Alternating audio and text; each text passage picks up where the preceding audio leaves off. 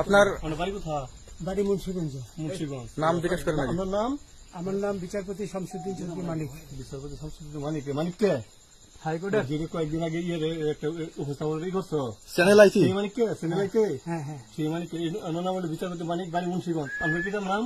পিতার নাম মরহুম আব্দুল হাকিম চৌধুরী। আব্দুল হাকিম চৌধুরী। গুড। জি।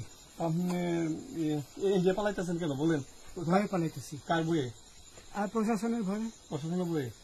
ওই একটা মেয়ে বলছিলেন যে ইয়ের বাচ্চা দীপ্তি চৌধুরী। ওইটা আমি ক্ষমাও চাইছি। নামটা আমি বলি আপনাকে, আমি এই যে দেখাচ্ছি, ইয়ে রোগী।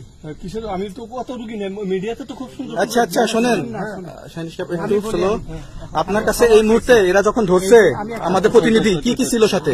আমার সাথে কি কি ছিল এটা বলেন। আমার সাথে ছিল ব্রিটিশ পাসপোর্ট, বাংলা পাসপোর্ট, টাকা টাকা আর কয়টা ই কার্ড, ডেবিট কার্ড আর ই কার্ড, কি বলে।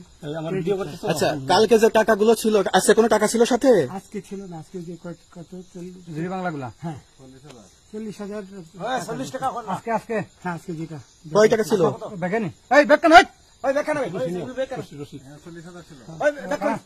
40,000 টাকা ছিল। কালকে যে দুজন টাকা নিছে ওদের কাছে কত টাকা ছিল? 60-70 মতো। 60-70 লাখ।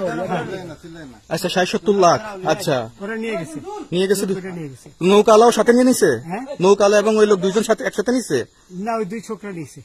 নৌকালা কেউ আছে? রাজু না, কেউ ছিল না। আচ্ছা, 60-70 লাখ। ওনাদের ফোন নাম্বার আছে আপনার কাছে? জানা দিছে? কিছু নাই, আমার ফোন নাম্বার সব নিয়ে গেছে। বিচারপতি কাউন্টার দিবেন না, সত্য কথাটা বলেন। আপনি কত টাকা কন্ট্যাক্টে আসছেন? আমি 15,000 টাকা ওদের বলছিলাম, ওইটা আমি দিছি। কিন্তু পরে এই দুই ছেলে আমার মাইরা ধইরা সব টাকা নিয়ে গেছে। এই মাইকটা কোন জায়গায় মারছে ভাইয়া? বর্ডারে আনিয়ে মারছে না ভিতরে, তারের ভিতরে, ইন্ডিয়ার ভিতরে? ইন্ডিয়ার ভিতরে। আমরা তো ইয়ের নামে, আমাদের বাংলাদেশের অনেকের নামে আমরা অনেক অন্যায় করছেন, জুলুম করছেন, এটা সঠিক?